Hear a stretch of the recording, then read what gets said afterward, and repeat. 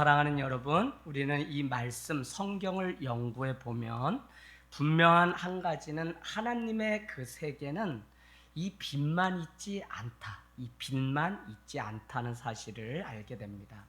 그러면 누가 승리자냐면 어둠은 분명히 있는데 그 어둠을 끊고 이기어서 빛이신 진리신 예수 그리스도를 붙잡고 가는 자가 마지막 남은 자요 승리하는 자라는 사실입니다. 이 사실을 아는 일이 왜 중요하냐면 우리가 살아가는 이 땅 가운데 어둠이 반드시 있기 때문에 우리 인생에 찾아온 이 어둠 때문에 원망하거나 주저할 필요가 없다는 것입니다.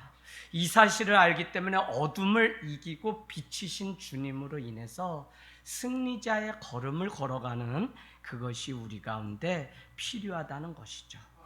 그런 면에서 오늘 이 저녁 내가 기도하기 전에는 밥을 먹지 않고, 내가 기도하기 전에는 공부할 수 없고, 내가 기도하기 전에는 잠을 잘 수 없고, 내가 기도하기 전에는 게임도 안 하고, 내가 기도하기 전에는 잠도 안 자겠다고 하는 사람들이 어느 때보다도 지금 필요한 때에 놓여 있습니다. 그래서 여러분, 코로나19로 인해서 우리가 아무것도 못할 것 같지만 저도 잘 모르겠어요. 그냥 찬양 인도하고 막 그러는데 사람이 더 많아진 것도 아니에요. 근데 주님이 지난주도 그러고 이번 주도 그러고 그냥 가만히 있기가 싫어요. 일어나서 막 춤추고 싶고, 그냥 여러분이 막 하면 어깨 동무하고 여기 막 돌고 이렇게 하다가 그냥 인도하시면 그냥 기도하고, 뭐 말씀 따로 뭐 안 하더라도 우리가 그렇게 참 성령님께 순종해서 가야 될 때, 저는 뭘 느끼냐면 하나님은 어둠의 때에 오히려 더 주의 성령은 일하실 때고, 더 하나님은 하실 일이 있고 교회에게 맡겨진 분명한 사명이 있다는 사실을 깨닫게 됩니다. 세상 우리가 살아보지만 호락호락하지 않고 천국 가는 길이 시온의 대로와 같이 그렇게 넓게 열려있는 길이 아니라는 사실입니다. 반드시 어둠을 이기고 빛 가운데 선 자가 구원을 얻는다는 것이죠. 그래서 우리가 안타까워하고 불쌍히 여겨야 될 것은 바로 이때 우리나라와 세계, 일상 속에 기도해야 될 사람이 바로 나 자신이고, 기도해야 될 때가 내일이 아니라 바로 지금이라고 하는 이 사실에 대한 절박함이 없는 것이 가장 큰 문제인 것 같아요. 그래서 오늘을 살아가는 우리의 삶이 문제는 많은데 이 문제 하나하나가 해결되고 그 다음 거에 도전하는 게 아니라 이 문제를 여실히 그냥 문제라고 쌓아두고는 그냥 다음 문제가 또 우리를 와서, 그러면 계속 두려움이 엄습해 오게 됩니다. 바로 늘 입버릇처럼 시험을 사서 인생을 빼앗기는 인생이 아니라 은혜를 돈 주고 사서 하나님의 그 영광을 바로 지금 누려야 되는 때라는 사실입니다. 여러분, 믿음의 사람, 기도하는 사람은 지금이 어느 때이고 하나님이 무엇을 원하시는지 정확히 우리는 알게 돼요. 그래서 세상 사람들이 가는 그 걸음과 달리 기도를 하고 공부를 해도 목표가 하나님께 정하여 놓고 하는 것이지, 그냥 우리가 그냥 살아가던 일상 속에 또 하루를 살아가는 일이 없다는 것입니다. 저는 여러분께 늘 이 에베소서 말씀, 항상 지혜 없는 자같이 하지 말고 지혜 있는 자같이 하라. 왜요? 때가 악하니라 세월을 아끼라고 하는 이 말씀, 악한 때, 마지막 때는 벌써 이미 우리 가운데 찾아왔습니다. 그러면 우리는 그 마지막 때에 세월을 살아라고 하는, 아끼라는 말은 뭐라 그랬죠? 찬스, 기회를 놓치지 말고 살라고 하는, 기회를 얻으라고 하는 의미가 있는데, 지금 하나님의 구원, 지금 하나님의 은혜, 지금 하나님이 값없이 준비하신 그 능력을 경험하고 체험할 때라는 사실입니다. 이 사실을 분별하는 저와 여러분이 되기를 원합니다. 어느 때보다도 우리는 지혜를 구해야 됩니다. 야고보서 1장은 흩어진 12지파에게 누가요? 예수의 종 야고보가 편지한다고 합니다. 요한복음 7장 35절에 가면 야고보는 예수님의 형제 야고보인데, 예수님의 형제들이 예수를 믿지 않았다는 표현이 나옵니다. 그런데 어떻게 예수의 동생 야고보라고 하지 않고 종 야고보라고 했을까요? 그는 많은 신앙 중에 부활신앙, 예수님이 다시 죽었다 살아난 그 분명한 체험이 있기 때문에 그는 더 이상 형제, 육신의 형제가 아니라 예수 그리스도의 종으로 살고 싶은 그 갈망함이 그 안에 있었다는 것입니다. 저는 우리에게 그냥 오늘 이 자리에 나와 있는 이게 중요한 게 아니라 정말 예수 그리스도의 그 살아계신 부활을 경험하고 그 부활로 다시 사는 인생이 될 때 하나님은 그 사람을 찾으시고 그 사람을 통해서 반드시 하실 일이 있다는 것입니다. 그런데 그것은 그 한 사람을 아니라 그 한 사람이 세워주면 아브라함 한 사람 때문에 그 가문이 축복받았던 것처럼 여기 있는 우리 한 사람 때문에 우리의 가문 다 하나님의 은혜 가운데 돌아오고 세워지는 역사가 있습니다. 우리가 정말 균형과 중심을 잡고 은혜 가운데 날마다 살면 여기 우리 자녀들 없죠? 걱정하지 마십시오. 다 세워지게 돼 있어요. 그래서 우리가 하나님을 바라보고 우리가 하나님 앞에 뜻을 정하여 살아가는 일이 중요한데 야고보서 1장 2절은 너희 중에 여러 가지 시험이 오거든 온전히 기뻐하라라고 얘기합니다. 왜요? 3절에 보니까 여러 가지 시험은 뭐라 그랬어요? 믿음의 시련이고 온전해지면 우리가 조금도 부족함이 없어서 하나님의 구원을 얻는다고 우리에게 얘기합니다. 근데 제가 드리고 싶은 것은 너희에게 인내가 필요한데 그 인내를 얻으려면 뭐를 구하라고 우리한테 얘기하죠? 야고보서 가보세요. 야고보서에는 지혜를 구하라고 합니다. 그 지혜는 후히 주시고 꾸짖지 아니하시는 하나님께서 우리에게 지혜를 주시면 그 지혜 가지고 우리가 두 마음을 품지 않고 정한 마음이 없는 자가 아니라 정한 마음 가지고 하나님만 바라보고 살아가게 되어 있다니까요. 그래서 우리는 기도하고 우리는 보이지 않고 앞이 깜깜해 보여도 지금 다 각자 살 길 찾아서 떠난 것 같아도 믿는 자는 주의 십자가 붙들고 그 앞에 나아가게 되면 주님이 살 길을 반드시 열어주신다는 것입니다. 여러분, 오늘 우리는 지혜를 구하고 후히 주시고 꾸짖지 아니하시는 하나님께 지혜를 구하기를 원합니다. 그 지혜는 지금 어느 시대인지 내가 무엇을 해야 할 때인지 정확히 알도록 하는 지혜, 하나님의 지혜입니다. 그래서 여러분, 우리가 이 마지막에 정말 지혜가 필요한 시대에 살아가고 있다는 확신이 들고요. 그래서 온 인류에 닥친 코로나를 보면서 분별의 지혜가 어느 때보다도 필요하구나라는 사실을 갖게 됩니다. 우리가 살아가면서 여러분께 늘 말씀드리지만 우리가 싸운단 말이에요. 그런데 우리의 싸움이 혈과 육의 싸움이면 이미 그 싸움은 진 거라니까요. 세상은 더 많이 가진 자, 더 센 자가 승리하고 성공한 것 같지만 믿음의 나라에서는 그런 것이 아니라 더 섬기는 자, 더 성령님께 순종해서 미안하고 사과하고 엎드리는 자, 지는 자가 정말 승리하는 자라는 사실을 이제 주님이 다 보여주시고 드러낼 때가 왔다는 것입니다. 세상은 목소리 크고 많이 가진 자가 성공한 것이지만 하나님의 나라는 그렇지 않아요. 그래서 우리는 분별의 지혜를 구하되 이것이 하나님이 우리에게 주시는 훈련의 때인지 아니면 사단이 우리를 미끄러뜨리기 위해서 혈과 육의 싸움으로 만드는 것인지를 빨리 분별해야지. 그렇지 않으면 우리는 감정 따라 은혜는 온데간데 없고 시험은 잘 되고 하는 때가 바로 지금 아주 가장 좋은 때입니다. 그래서 여러분, 우리에게 정말 하나님 앞에 지혜 있는 자가 돼서 주님이 기뻐하시는 것이 무엇인지 늘 깨닫고 어둠이 아니라 빛을 택하고 빛 가운데 날마다 살아가기를 갈망하는 우리가 되기를 원합니다. 여러분, 사람들 살아가는 거 보면 유유상종이란 단어 있죠? 부정적이고 어두운 사람은 그 옆에 부정적이고 어두운 사람만 붙어요. 그래서 여러분이 믿음의 눈으로 잘 하나님의 나라를 봐야 돼요. 내가 그냥 인간적으로 위로하고 뭐 한다 그래서 그게 위로가 아니에요. 오히려 그 사람을 내가 영의 사람이 되지 않으면 세우지를 못해요. 그래서 여러분, 점점 더 이 믿음 있는 사람은 믿음 있는 사람을 멘토로 삼아서 가고 기도가 있는 곳에 내가 기도를 쫓아서 가는 것이지 그냥 세상 적당하게 지금 타협하면서 목사님 내가 나중에 갈게요. 나중은 없어요, 여러분. 그래서 어둠이 아니라 빛 가운데 우리가 날마다 가려면 분별할 수 있는 지혜가 필요해요. 그래서 긴 호흡 가지고 멈춰서서 하나님이 우리 교회에게 아니 내 인생 가운데 우리 가정 가운데 자녀에게 무엇을 말씀하시는지를 부모가 보고 자녀들에게 들려줄 수 있어야만 승리할 수 있다는 것입니다. 할렐루야. 오늘 요엘 선지자는 1장 1절에 가보면 부두엘의 아들 요엘이라고 이야기합니다. 부두엘은 우리가 잘 몰라도 그는 포로기 이후 바벨론에게 나라를 잃었던 주전 5세기의 이때에 기록된 이 요엘서를 가만히 보면 그의 아버지나 요엘에 대한 정보는 거의 없어요. 그럼에도 불구하고 요엘이라는 이름 때문에 이 가문은 영적으로 대단한 가문이구나 라는 사실을 알 수 있어요.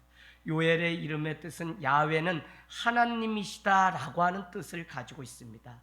자기 신앙의 모든 부분이 하나님만이 내 신앙의 전부고 하나님만이 이 어렵고 나라를 잃고 해도 뭐가 안 되는 때에 하나님만이 우리의 전부라고 하는 고백이 있었기 때문에 오늘 요엘이라는 이름을 지었다는 것입니다. 여러분, 포로로 잡혀갔다가 내 나라 이스라엘로 돌아왔어요. 그러고는 그들이 할 수 있는 것은 무엇밖에 없어요? 농사 짓는 일밖에 없는 겁니다. 그런데 우리가 지난주 말씀 기억나세요? 지난주 말씀에 보니까 여러분 가만히 한번 가서 봅시다. 우리 1장부터 한번 다시 복습하겠습니다. 1장부터. 대부분 사람들이 농사를 짓는데 그 사람들에게, 믿음의 사람들에게 하나님의 심판, 야훼의 날이 찾아왔습니다. 심판의 날. 그런데 여러분 1장 4절에 가보세요. 1장 4절에 환경이 병들었다고 써놓으세요. 1장 4절 같이 읽습니다. 팥중이가 남긴 것을 메뚜기가 먹고 메뚜기가 남긴 것을 아멘. 일은 사람이 하는데 벌레가 다 먹어치우는 형국이 왔습니다.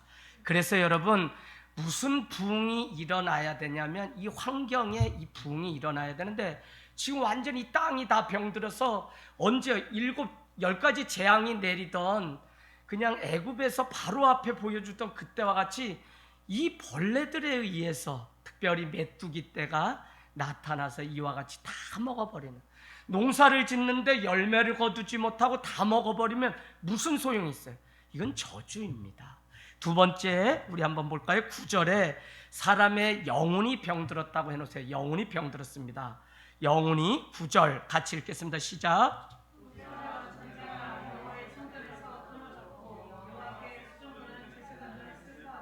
아멘. 여러분, 아니 제사를 드리고 하나님을 영화롭게 해야 되는데 그 백성들이 소제 번제 이제는 아무것도 하지 않고 여호와 앞에 드리던 제사가 다 끊어졌다는 거예요.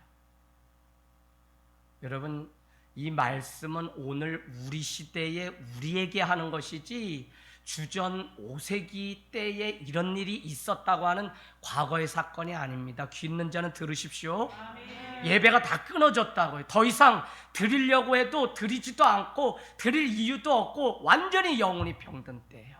자, 또 한 가지 우리가 볼까요? 저기 한번 가보세요. 12절.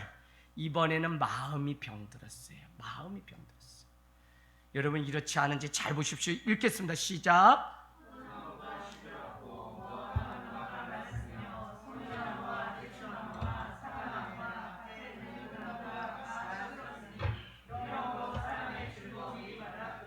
아멘.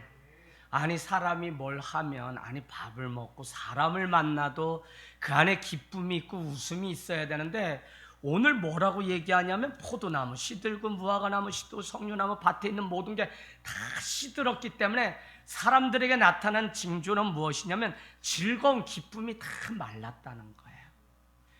내 안에 기쁨이 마르면 어떻게 되죠? 그건 영혼이 병든 겁니다. 마음이 병든 거예요.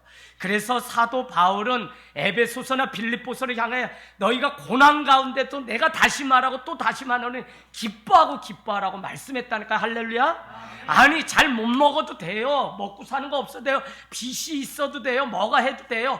그런데 왜 사냐? 우리 마음에 즐거움이 있기 때문에 우리는 살아요. 아니 양약이라도 쓰지만 우리의 마음에 즐겁게 하고 뼈를 상하게 하는 것이 아니라 즐겁게 한다고요. 그 즐거움 때문에 우리는 사는 건데 많은 사람들은 이 즐거움을 잃어버렸어요. 그래서 오늘 요엘 선지자는 그 백성들에게 외치기를 14절 읽겠습니다. 시작. 너희는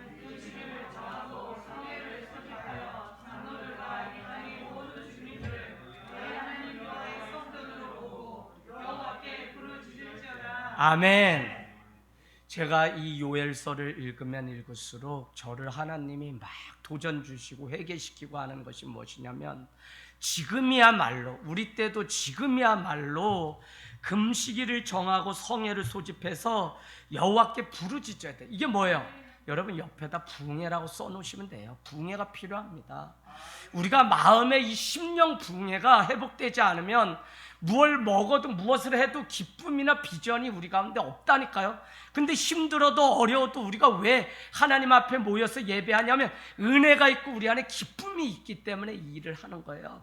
그런데 지금 이스라엘은 이것을 잃어버린 지가 마음이, 환경이, 영혼이 다 메마르고 병들어 버렸기 때문에 이것을 회복한 일은 다시 모여서 성전에 모여서 예배하고 기도하고 주님 앞에 모이는 것 외에는 방법이 없어요.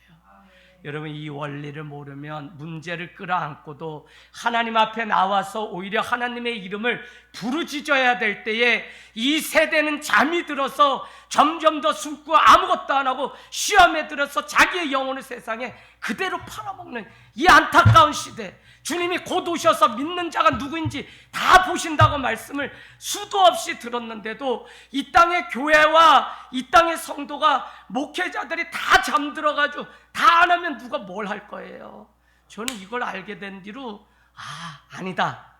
이때야말로 우리가 주님 앞에 지킬 것 지키고 지혜를 구하며 하나님의 부흥을 노래하고 하나님이 부흥시킬 때가 지금 왔구나. 하늘 땅 교회가 정말 깨어서 하나님의 나라를 보고 하나님의 일하심이 무엇인지 안다면 우리 한 사람 한 사람이 지금 들에 나가서 추수할 것은 많되 거둘 사람이 없는 이때에 우리는 자원하여 하나님의 일들을 감당하는 여러분이 되시길 주님의 이름으로 축복합니다. 아멘. 여러분, 눈에 보이는 것으로 판단하고 감정 따라 결정하면 믿음 없는 이 세대에 다 죽음만 기다리고 있습니다. 기쁨도 없고 환경도 없고 예배도 끊어진 지 오래라는 것입니다. 오늘날 교회가 바로 이와 같은 황폐함이 있습니다. 주변에 들려지는 교회들은 다 내려놓고 이제는 가정으로 들어가고 교회 접고 뭐 안 하겠다는 이야기만 있다니까요. 그런데 여러분, 일어난 일에 대해서 우리는 어떻게 반응해야 되는지를 잘 보셔야 돼요. 그 일로만 우리가 보면 지금 우리는 뭐 하면 다 죽습니다. 그러나 믿는 사람들은 믿음의 눈으로 지금 하나님이 우리에게 주시는 교훈이 무엇인지 바로 아셔야 돼요. 그래서 이 어려운 때에도 말씀 있는 교회와 성도는 복음 앞에 내 자신을 세우고 그 사건을 통해 시험에 들 것이 아니라 내게 하시는 교훈이 무엇인지를 알고 주님 앞에 내 자신을 돌아보는 은혜가 있어야 된다고요. 그래서 우리는 하나님 말씀이면 족한 인생, 지금을 위해서 오히려 하나님의 복음이면 충분하다, 예수 그리스도면 충분하다는 그 말씀이 우리에게 정답으로 있는 것이지, 이게 뭐 그냥 외치기 쉬운 그냥 그런 말씀이 아닙니다.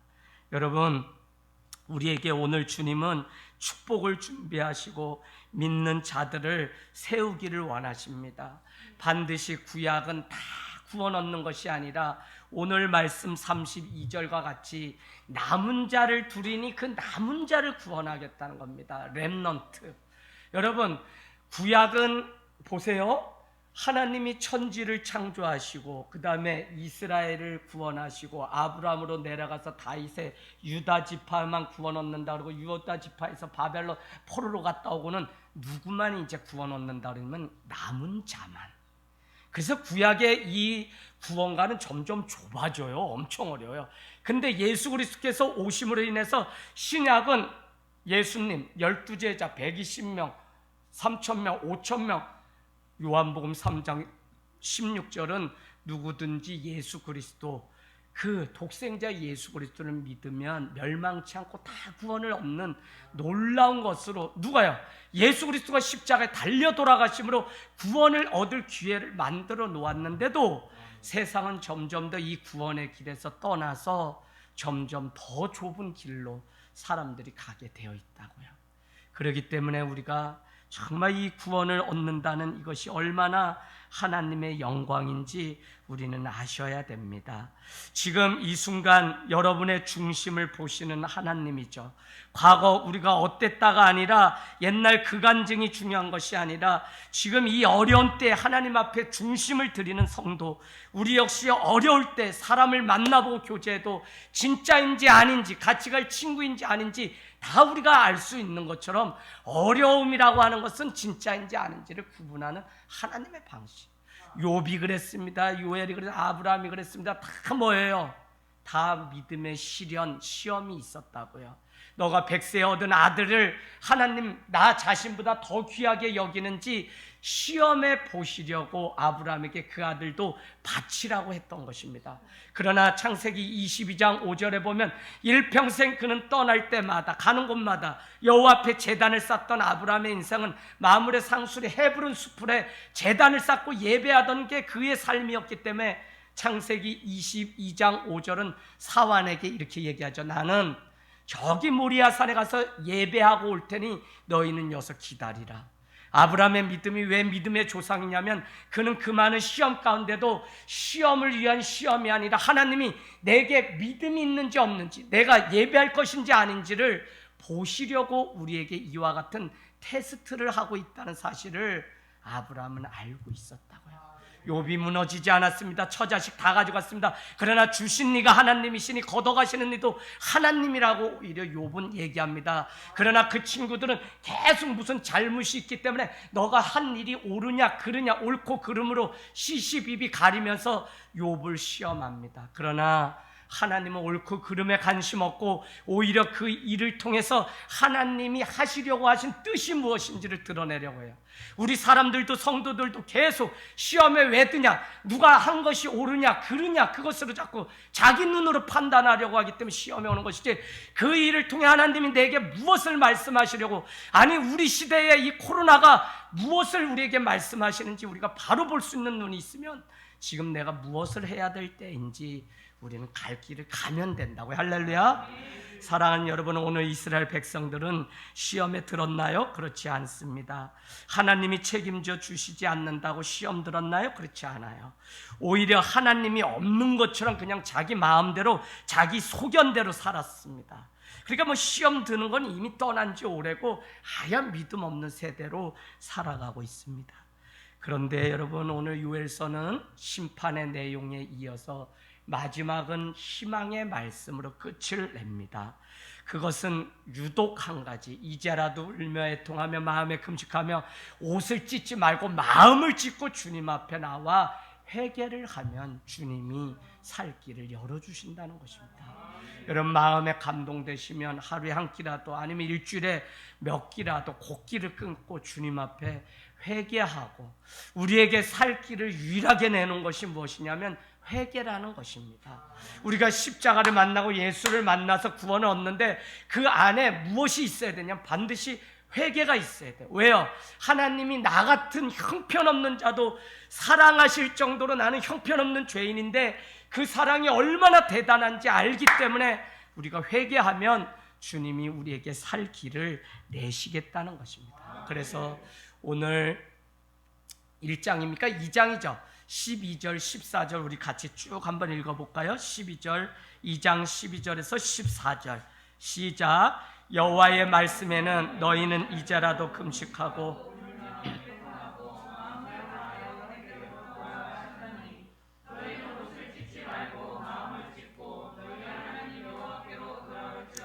그는 은혜로우시며 자비로우시며 노하기를 더디하시며 인애가 크시사 뜻을 돌이켜 재앙을 내리지 아니하시나니 주께서 혹시 마음과 뜻을 돌이키시고 그 뒤에 복을 내리사 너희 하나님 여호와께 소제와 전제를 드리게 하지 아니하실지 누가 알겠느냐. 아멘. 아멘. 소제와 이 번제, 이건 왜 드리죠? 우리의 죄 때문에. 근데 하나님이 용서하시고 우리를 사랑하시면 이제는 이것을 안 드려도 될지 누가 아느냐라고 하면서 이제라도 빨리 마음의 옷을 찢고 하나님 앞에 나와서 회개하고 돌아올 것을. 그래서 여러분, 이 코로나19는 교회로 돌아오는 게 더 중요한 건 뭐냐? 여호와께로 정말. 여러분, 온라인 예배, 오프라인 예배 그게 아니라 하나님의 얼굴을 날마다 대면하고 드리는 하나님 얼굴 앞에 드리는 그 예배가 살아나기를 원합니다. 오늘 말씀 마치면서 하나님의 긍휼하심과 사랑하심을 누렸으면 좋겠습니다. 이것을 알고 경험해야만 우리는 드디어 진짜 신앙이 돼요. 교회 다니면 저는 다 신앙이 되는 줄 알았어요. 근데 목회를 해보니까 왜 교회를 다니다가 그렇게 헌신짝처럼 버리고 자기 길로 가게 되냐면 진짜 사랑이 무엇인지 알지 못하고 경험하지 않았기 때문에 어렵다는 것입니다. 여러분, 부모의 사랑, 남녀의 사랑에 눈이 멀어서 가죠. 그러나 그 사랑은 뭐예요? 관리가 필요해요. 아무리 남녀가 사랑해도 그 사랑이 전부일 것 같죠. 이 천치들. 그래서 엄마 사랑, 아버지 사랑 다 버리고 이 딸 하나 생기면 거기에 목숨 걸고 너의 자식 같다니까. 우리 집 얘기는 아직 아니에요. 오해하지 마세요. 근데 여러분, 그 여자 만나보세요. 그거 지금은 뭐 그냥 뭐 쭈쭈쭈쭈쭈 뭐 이렇게 하지만 여러분, 다 시간이 가면, 제가 여기에서 누구한테 물어보면 정답이 나오냐면 최락희 사모님 좋아서 결혼했잖아요. 익산과 여기 오산은 너무 멀었잖아요, 그죠? 그래서 그냥 주중에도 한밤에 기차 타고 왔다가 또 그거 헤어지기 싫어서 이경 목사님이 또 익산까지 가거나 대전 가운데서 만났다 하고 새벽 막 한두 시에 떨어져서 형 나 좀 데리러 와주면 안 돼? 너 어디 있니? 나 자는데 피곤한데. 차가 끊겨서 아우씨 너네 빨리 결혼해야지. 아우 내가 피곤해 죽겠다. 그렇게 해서 결혼했어요. 근데 어때요? 부부관계는 그래도 관리가 다 필요한 거죠? 승질 날 때가 많죠? 많대요. 많대요. 자, 그 다음에 누구한테 물어볼까? 에휴, 지동건 집사님한테는 묻는 게 죄송한 거예요. 이제는 물은 물이요 산은 산인데 뭘 여쭤요. 아버님 그냥 늘 다 뛰어넘어가지고 매일 행복하시죠? 아버님 아주 능구렁이세요, 능구렁이. 자, 그러면 여기 한우리 사모님 이제 곧 아이 나는데 어떻게 우리 목사님 뭐 점수 얼마나? 그러니까 이제 결혼 전보다는 점수가 높아지고 있어요? 아니면 이렇게 내려가고 있어요? 조금 높아요.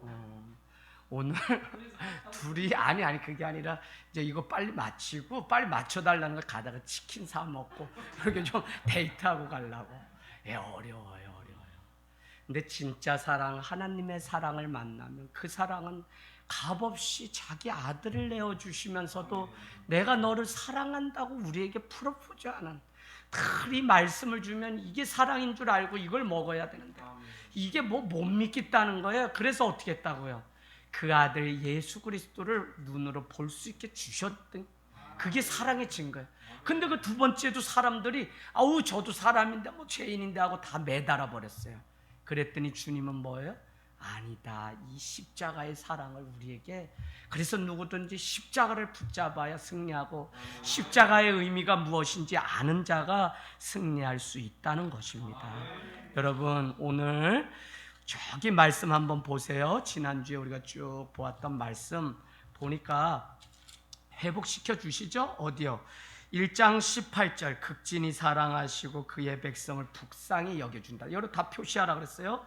자, 19절에는 뭐라 그래요? 19절에는 너희에게 곡식과 새포도주와 기름을 주리니 너희는 이로 말미암아 흡족하게 되고, 끝에 뭐라? 욕을 다시는 당하지 않는다 그러고요. 20절 북쪽 군대, 이방인 군대로부터 침략을 당하지 않고 이제 멀리 그들이 쫓아나고 회복이죠. 21절에는 끝에 뭐라 그래요? 여호와께서 큰 일을 너희를 통해 행할 거라고 약속하셨죠. 22절은 뭐래요? 두려워하지 말라 하면서 맨 끝에 뭐예요? 풀에 싹이 나면 나무에 열매가 맺어 포도나무 무화과 나무에 다 힘을 내면, 아까 1장 9절에는 시들었고 메말라서 아무 즐거움도 없다는데 이제는 열매가 맺히고 막 힘이 나기 시작하는 거예요. 회복입니다. 자, 그 다음에 저기 볼까요? 23절 이른 비와 늦은 비가 예전과 같을 것이라는, 다시 회복을 의미하는 겁니다. 22절에 마당에는 밀이 가득하고 독에는 새포도주와 기름이 넘친다고 약속합니다. 25절 끝에 보세요. 메뚜기 새끼 느치, 황충, 파충이가 먹은 횟수대로 어떻게 너희에게 도로 다 갚아요. 그동안 못 먹고 다 잃어버리고 빼앗겼던 거 다 갚아주신다는 겁니다. 얼마나 좋아요. 여러분요, 그 억울하게 돈 빼앗기고 이런 경험 없으시죠? 우리 집도 막 아버지가 시골에 있다 보니까 서울에서 온 사람이 시골 어르신 땅 주면 이렇게 해주세요 그래가지고 이렇게 해줬더니 뭐 이렇게 해서 해줬어요? 그랬더니 뭐 그 다음에 서울 사람 또 왔는데 둘이 짝짝꿍 해가지고 어르신 요거 뭐 부동산 아버지가 물론 잘못이죠. 2,500으로 1,000만 깎아서 적읍시다. 이래서 아버지는 아무 생각 없이 그렇게 했는데 어이 저쪽 사람이 난 분명히 3,500 줬는데 왜 2,500이라고 계약서에 써있냐, 어르신 1,000만 원 떼먹은 거 아니냐 짜가지고 그렇게 해서 3,500을 떼갔어요. 아버지가 평생 살아온 그게 그저 한이 되고 동네 사람들 다 젊은 사람이 서울 사람이 와서 막 돼지고기 술 사먹이고 이러면서 했더니 아버지가 하루아침에 도둑놈이 돼버리니까 그때부터 그냥 살 낙을 잃어버려서 암까지 오셨어요. 제가 그냥 아버지가 왜 이렇게 낙천적이신 분이 이렇게 됐는지 여러분 그래서 제가 그랬죠. 아버지 억울해하지 마세요. 아버지가 믿음으로 살지 않아서 그런 거예요. 정직하게 사셔야지 왜 가운데 들어서. 서울 사람들이 완전 범죄해서 자녀들이 막 갔는데도 방법이 없어요. 계약서에는 2,500이고 여기선 3,500을 줬다고 쓴 게 증거가 있기 때문에. 그래서 저희도 몇 년 전에 완전히 집이 그냥 막 쑥대밭에서 시골에 다 해서 여러분 그 대신 갚아준다고 하는 그게 회복시켜주는 그게 안 되면 사람이요 내 명예가 실추돼도 사람이 죽는데 근데 그동안 농사 짓고 빼골 빠지게 다 했던 거 다시 다 갚아서 주시겠다고 25절 26절은요 여호와의 이름을 찬송할 것이고 내 백성이 영원히 수치를 당하지 않을 거라는 것입니다. 할렐루야. 27절에 나는 너희의 하나님 여호와가 되고 다른 네가 없는 줄을 너희가 알 것이라. 내 백성이 영원히 수치를 당하지 아니하겠다. 지금 바벨론에 풀으러 가서 다 알고 믿는 자가 어느 때보다도 지금 교회가 수치를 당하고 능욕을 당하는 이때에 하나님은 믿음을 지키고 우리가 이제라도 울며 애통하며 내 잘못이고 내가 믿음 없었다고 고백한다면 주님은 그것을 보시고 회복시키는 은혜가 있습니다. 여러분 오늘 말씀은 우리에게 분명하게 약속하십니다. 그것은 뭐냐면 새로운 세상이 올 거라는 사실입니다. 수치와 능욕을 당하던 암흑 속에 다시 살 길이 열릴 것이라는 것입니다. 그것은 단 한 가지, 주의 영이 임하면 가능하다. 할렐루야. 주의 영, 성령이 왜 우리 삶 가운데 임해야 되냐면 그게 아니면 새로운 날이 올 수 없고 그게 아니면 젊은이라고 젊은이가 아니고 꿈이 없고요 다 죽은 늙은이 같이 그렇게 살아가게 된다고요. 근데 주의 영이 임하게 되니까 오늘 말씀 보세요. 오늘 우리가 읽은 말씀 보니까 내가 내 영을 만민에게 부어주겠다는 겁니다. 차별 없이 하나님의 영을 회개하고 주님 앞에 나오는 자면 다 회복시켜 주시겠다는 겁니다. 이와 같이 공평하신 하나님의 은혜가 어디 있어요? 세상은 다 그냥 억울하게 차별받는 세상인데 하나님의 영, 성령은 누구든지 사모하는 자에게 똑같이 주님이 부어주신다는 겁니다. 그럼에도 불구하고 이 영을 사모하지 않는 세대가 오늘날이기 때문에 안타깝다는 거예요. 여러분 우리는 주의 영이 임하기 전과 후로 바뀝니다. 성령님을 만난 인생과 만나지 않은 인생이지 교회를 다니는 인생과 안 다니는 인생은 그냥 처음 자연인인지 교인인지 처음 나눠져요. 교회 왔어요. 그 다음에는 영을 경험한 사람인지 아닌지로 나눠진다고요. 그러면 결국은 어디로 가냐? 영벌을 받는 심판 받는지 영생을 얻는 자인지 우리 나눠지게 되어 있어요. 여러분 오늘 주의 성령이 우리 가운데 임하기를 원합니다. 주의 성령이 우리 가운데 임하면 어떤 인생이든지 새로워집니다. 보세요. 자녀들이 장래 일을 말하게 돼요. 아니 자기 일이 내가 엄마 아빠 이렇게 될 거야 하나님 분명히 약속하셨어 라고 말하는 자녀가 있으면 한번 손 들어보세요. 다현이 이런 거 얘기하니? 조금씩 얘기해요? 덜어 얘기해요? 조금 얘기해. 김수경 집사님 들어보셨어요? 다현이가 엄마 하나님이 나를 이렇게 쓰실 것 같아 이럴 것 같아 라고 얘기하는 거 들어보셨어요? 기도하면 어머니면 아실 거고 기도 안 하고 잠드시면 엘리처럼 야 사무해라 네가 뭔 헛걸 듣고 귓구멍 청소해라 빨리 가차 이렇게 할 거고 근데 아니에요. 다 아세요. 가만히 그 마음에 간직한 게 다 있으세요. 왜요? 영은 영으로 듣기 때문에 그렇습니다. 할렐루야. 그래서 여러분 영이 임하게 되면 장래일을 말하고 늙은이 표시해 놓으세요. 장혜재 집사님 늙은이 아니에요? 청년이에요? 인생 80부터입니다. 뭐라고요? 꿈을 꾼다는 거예요. 그때 주님 나라 위해서 땅을 사고 집을 사고 교회를 짓고 뭘 하고 내가 선교를 가고 여러분 하나님의 일에 미친 사람들은요 뭐 나이 많다 적다 뭐 가리는 게 없어요. 그냥 내 삶을 다 관제로 붓는 거지. 할렐루야. 자, 그 다음 뭐라고 얘기합니까? 젊은이는 이상 비전을 본다는 거예요. 여러분 오늘날 비전 많이 얘기해요. 교회들마다 지면 비전 센터라고 많이 줘요. 근데 그 비전은 건물에 오는 게 아니라 주의 성령이 임해야만. 그래서 저는 분명한 건 한 가지는 뭐냐면 사람의 숫자에 제가 초월하고 아무 관심이 없다 보니까 어떤 게 제 마음의 감동으로 남아서 늘 있냐면 몇 명이 모여도 성령님이 이끄셨던 예배만 기억에 남아. 할렐루야. 성령님이 함께 하셨던 예배는 벌써 우리가 드려보면 안다니까요. 애들이 뭘 졸아해 일어나가지고 막 하나님 어서 오시옵소서 오늘 불러도 나는 그냥 주님 앞에 가는 걸로 족하다는 거지. 주하나 할렐루야. 주하나 선풍기까지 그 앞에 틀어나가지고 해가지고 주님과 저거는 육신적으로 자는 것 같지? 아니야. 주님 세계에 깊이 들어가서 사도 바울이 갔던 삼청천에 가서 지금 주님과 대화를 하고 있는 것 같은데 어머니는 주하니 관리 좀 해주시고요. 때리지 마시고 뭐라고 하지 마시고 그저 기도하면 저 아이가 주님 만나는 은혜가 있을 줄 믿습니다. 주한이 자꾸 자는 거 보이니까 나도 자고 싶네. 어제 11시까지 데코타일 다 맞춰주고 저기 평택 끝에서 하고서 왔더니 목이 다 피곤해 쩔어서 갔어요. 주한은 나도 자고 싶다. 네. 오늘 우리 가운데 성령이 부어주시고 또 부어주시길 기대하기를 원합니다. 주의 성령을 경험하지 않으면 다 우리는 잠들게 되어 있습니다. 여러분 수요일에 말씀을 가서 전하는데 그곳에 어린아이들 10여 명이 대낮에 10시 반 예배에 어머니 따라왔어요. 그 아이들 중에 몇 명은 글씨 쓰고 몇 명은 유치원 다니는데 그 장로님이 저한테 씨 웃으면서 아이들이 뭘 자꾸 적는데 노트를 이렇게 보여주는데 아이들 노트가 벌써 1년째 적은 게 이렇게 두꺼워요. 그래서 이게 뭐나요 했더니 목사님 말씀을 하나도 빠짐없이. 근데 목사님이 10몇 년째 목회하시다 보니까 그 교회에서 서울대 뭐 해가지고 서울도 그렇게 많이 가요.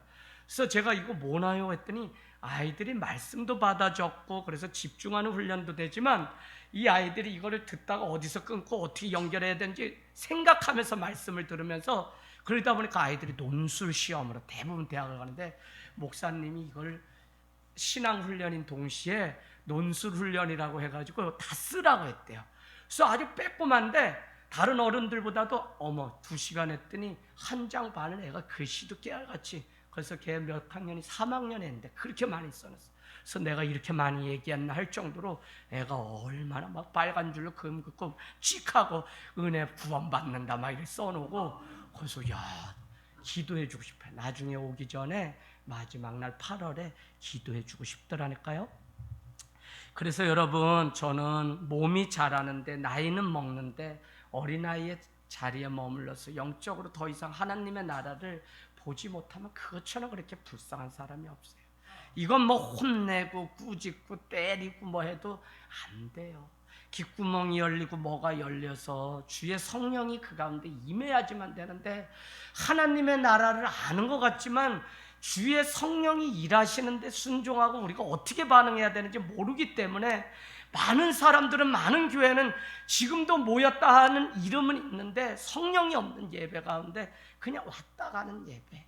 내가 와준 것만으로도 좋은 성도, 내가 그냥 다녀주는 것만으로도 성도의 일 다 한 성도인 것처럼 그렇게 착각하면서 산다. 그러니 여러분 이 세대를 향해 우리가 불쌍히 여기는 일이 있기를 원합니다. 여러분 더 전하고 싶어도 못할 것 같아요. 정말 결론은 이것입니다. 인생 살아야 얼마나 살아요. 끼케야 80세 90세 사는 거잖아요. 근데 많은 사람들은 주의 성령을 모르니까 주의 성령을 만나야 영원한 생명을 약속받는데 많은 사람들은 80년 90년 사는 거예요. 일평생. 우리가 영으로 깨면 하나님은 영의 공동체, 영의 사람들을 보내주시고 그 공동체는 하나님의 나라를 보고 하나님의 일을 할 것입니다. 멀다고 안 오는 게 아니에요. 우리 해인이뿐만 아니라 저기 멀리서 우리 뭐 김포에서도 오신 분 있었고 김제에서도 회복되어 지금 같지만 김제 시청 근무하는 분도 여기 개척 초창기엔 다 왔어요. 제가 그냥 마을로 가서 지역교회 섬기서 했는데 지금은 제가 많이 바뀌었어요. 그게 그분에게 또 상처를 줬더라고요. 그래서 아니 믿음이 있고 은혜가 있으면 자기 집이 먼 거지 교회가 멀다고 생각하면 정말 여기가 은혜가 있고 하나님의 성령이 있으면 직장 다 그만두고 그래도 옮겨오겠지. 난 그걸 몰라가지고 빨리 동네로 다 가세요 하고 많은 분들 보냈어요. 이젠 절대 안 그래요. 빨리 오세요. 이 방송 들으시는 분들 오세요. 그래서 정말 하나님의 나라를 위해서 이 도시가 주님께로, 그래서 여러분 큰 꿈 가지시고 제가 계속적으로 위에 하나님 나라와 가까운 위에서 교육관 위해서 여러분 기도해 주시고요. 여기 안 머물러요. 저기 논밭에 가서 연중무휴 집회하고 오산이 살아나가지고 여기가 보험부터 해가지고 훑어서 가장 세계 열방으로 선교하는 교회, 작은 교회 연구소도 앞으로는 모여서 결국은 같이 선교가하는 공동체로 가야 되겠다는 마음이 간절하게 들었어요. 그냥 몇 푼 도와주고 뭐하고 이거 육신으로 가서 돕는 거 이거는 그냥 그때뿐이에요. 같이 그냥 해주는 마음. 근데 정말 교회가 살아서 영의 공동체가 되고 하나님이 맡기신 하라고 하신 요한복음 17장 4절 말씀과 같이 주님이 하라고 하시는 일을 감당해야 되는데 하라고 하시는 일은 다른 게 아니라 모든 민족으로 제자를 삼고, 그죠? 마가복음 뭐라 그래요? 만민에게 복음 전파라고 마지막 그러죠? 누가복음은 이 모든 일의 증인이라 그러죠? 요한복음 21장은 내 양을 치라 먹이라고 분명히 마지막 승천하시고 다시 오시겠다고 한 주님은 우리에게 제자 되고 제자 삼는 일, 즉 선교의 사명을 감당하기 위해서 교회를 세우시고 부르시고 재림의 주님이 오실 때까지 우리는 그걸 위해서 우리가 먼저 준비하고 우리가 먼저 영의 사람이 되어서 하나님의 부흥을 보기를 원합니다.